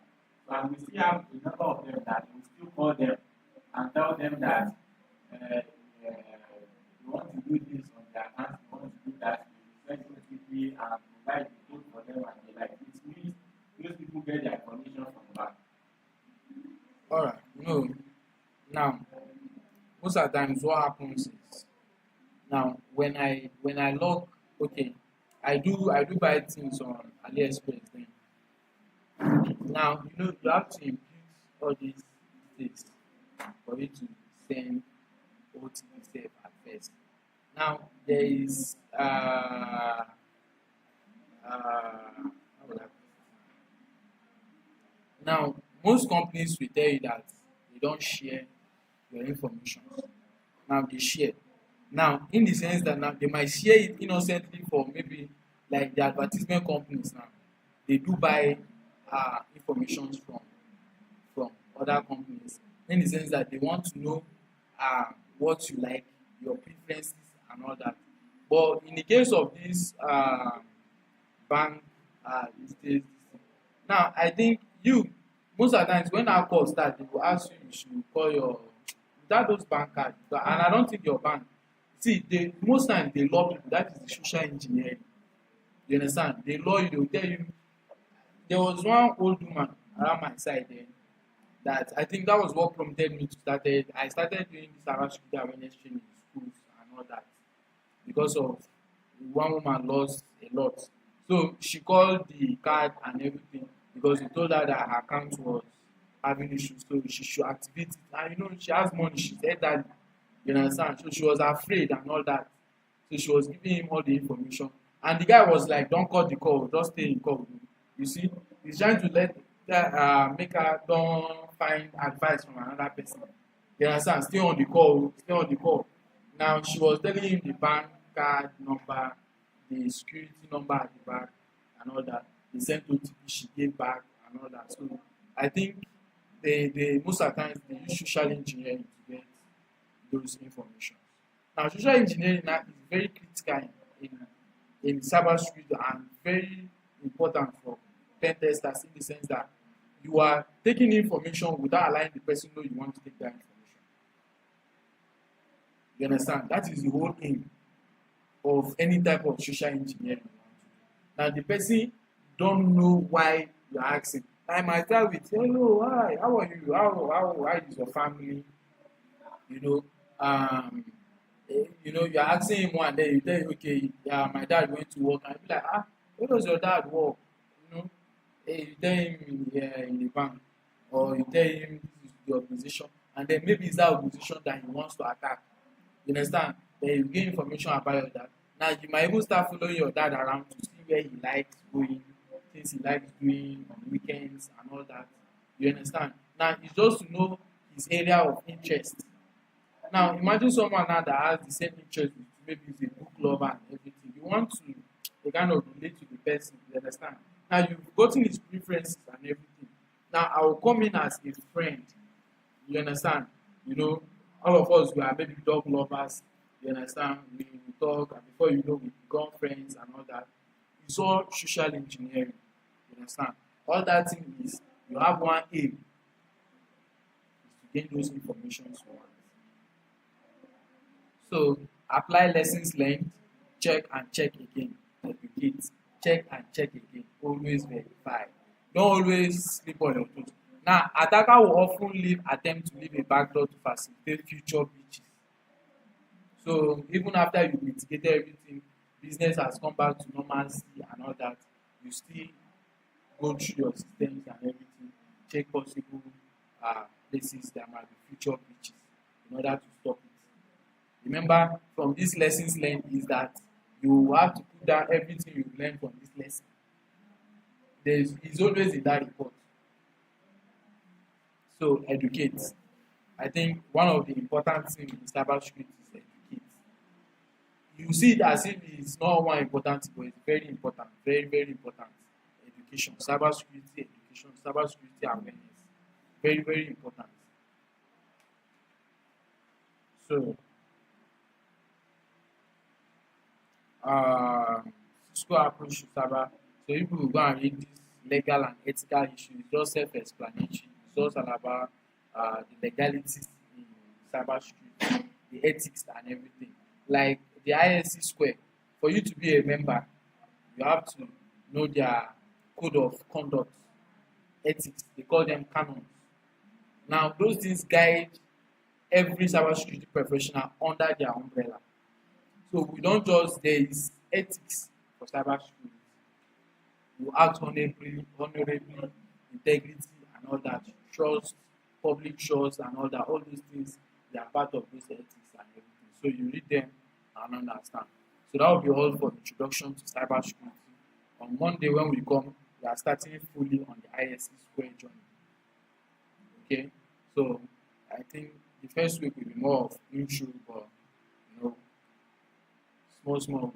At least now we are gaining a little knowledge of cybersecurity, how it works. So it's not all about penetration, attacking, and there is more to it. There is more to learning in cybersecurity than using hacking tools and all that. It's more of learning, more of learning, and in this Cisco, there is courses like endpoint security, network defense, network essentials. I think those are three best. Whichever field you want to take, you learn it. That network defense now talks all about defending network. It will give you in depth of everything you want to know about it. And then endpoint security is all their courses are free. All Cisco courses are free. Ethical hacking, all of them they are free. You understand? So I think after this bootcamp, I don't know if I'm not exhausted by then. For people who want to go to cybersecurity, there will be a class for them, but I'm not yet sure. But then people who want to go into other fields, I'll provide resources and everything for it because I think after you gain this foundational knowledge, it will not be kind of difficult for you to navigate. Yes, it will not be difficult for you. So for everybody, I will personally, whichever specialty you want to go in, I will personally provide everything you need for it. Okay, so I'll provide it. That one will not be an issue. Okay, so but that penetration thing, I don't know. It depends on my level at which my energy is at that time. So if I don't have much engagement, I might start boot camp for pen testers who want to do penetration testing. So that will be all for introduction to cybersecurity. So you can finish it and gain your certification for the course. So you gain a badge that you've had, you finish introduction to cybersecurity. So it's 12 already. So people on the online class. So how was the class today? It was okay. I already got my certification for the course.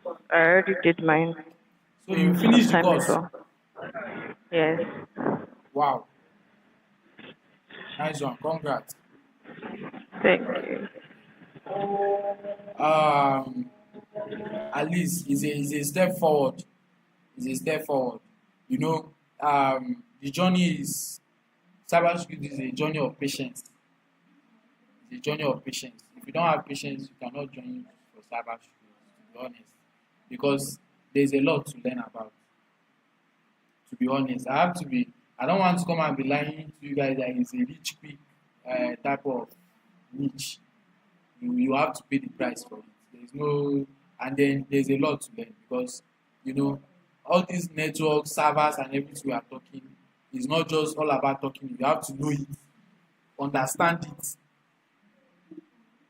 So it's a journey of patience. To be honest, it's a journey of patience. I think for Yeah. 6 months, for 6 months, what I studied in 6 months Uh, were network defense because anyhow you want to finish it. I did that network defense. Please mute your mic, Lillian. So the network defense, endpoint security, and network essential. I think I used 6 months for it. I used 6 months for it. So it's just a journey of patience. You will know it if you pay it, if you pay the price for it. You understand? So the ability that I have now to understand networks and how to defend them is as a lot of I've sat down and then went through these things to actually understand how they work. So before I even ventured into my ethical hacking and everything, I've already finished all this course. And then I had to finish Cisco Junior Cybersecurity Analyst part that included all these network defense essential and endpoint securities. You understand? So before I even ventured, I had already used a year for all these foundational knowledge. I used a year for it. So before I even specialized. So it's a journey of patience. Don't rush. Don't rush. There's always a time for everything. A time for you, if you want to be using tools to be having fun, cracking things and all that, there's a time. But you have to pay the price for having those core foundational needs. So if your aim of joining this boot camp is for you to just start hacking, then I don't think this place is for you. I don't think here is for you. So me, I believe in due process. I believe in it. I think when I finish my foundational knowledge and everything, I think that was when I got first gig. It was not that much, but it was an encouragement for me. You understand? To keep pushing. You understand? So just gain this foundational, just pay the price for it. To be honest. Just put in that this year you want to improve yourself. Just put it that throughout this year, what you are going to do is improve yourself in this thing. Just put it in your mind. Believe in me. By next year, you should at least be ready for entry rules. You should be job ready for entry rules.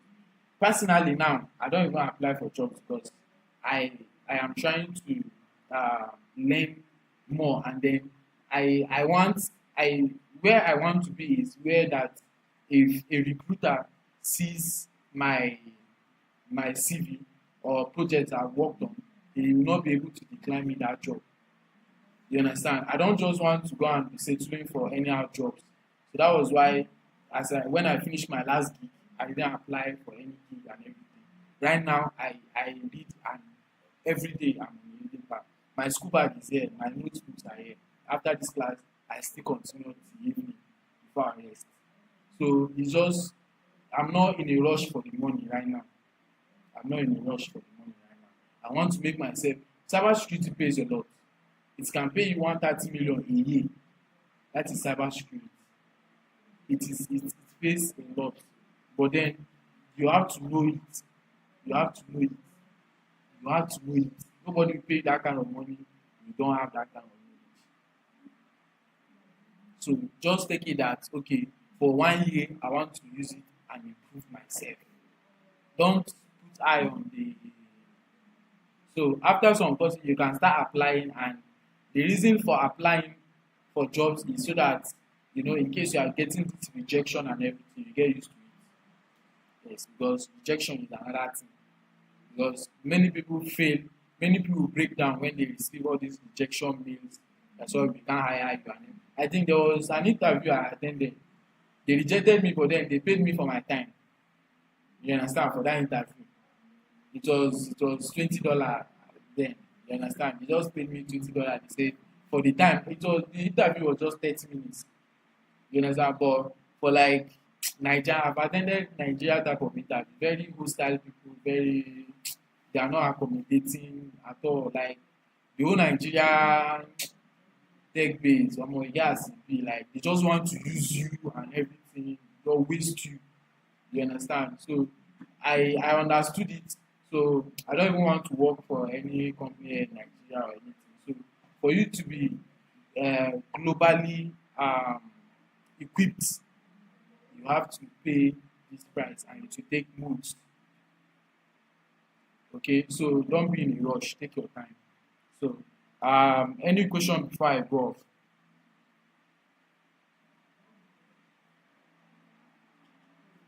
All right, in absence of question, I'll be going off now. See you guys on Monday. Have a very nice weekend. Enjoy yourselves. You and yours can enjoy yourself. All right, now, bye. Thank you, sir. Thank you. You're welcome.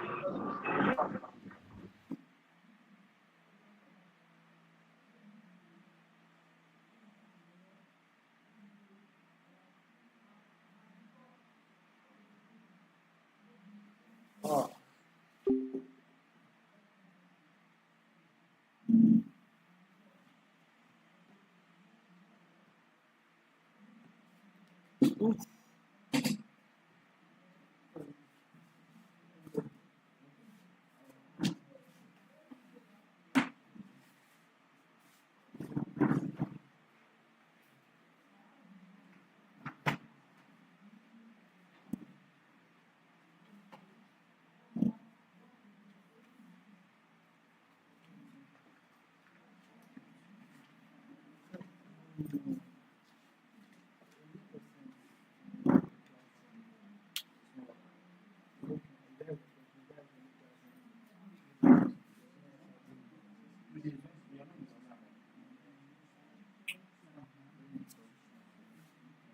WhatsApp.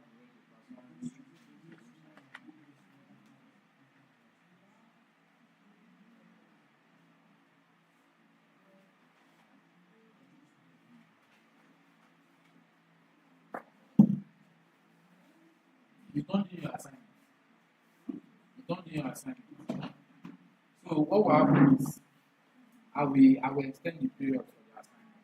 I will go in and extend it. Say Monday. I will extend it to Monday. I will extend it. Yeah, I didn't try like this. Where is this? This one is not new. This is the link they sent to you.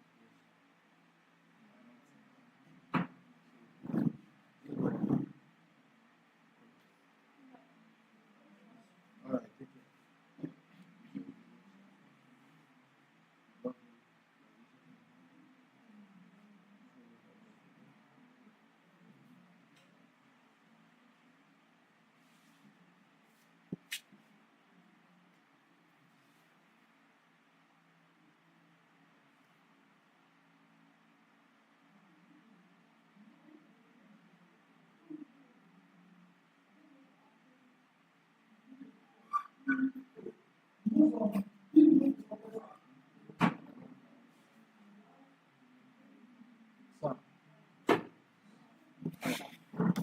the link.